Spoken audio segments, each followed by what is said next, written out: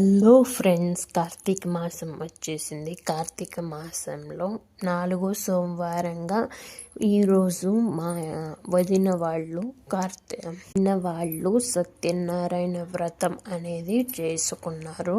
మీరు అంటే చాలామంది ఎక్కువ కార్తీక మాసంలో సత్యనారాయణ వ్రతం చేస్తూ ఉంటారు. మీరు చేస్తారా లేదా అనేది నాకు కామెంట్ చేయండి.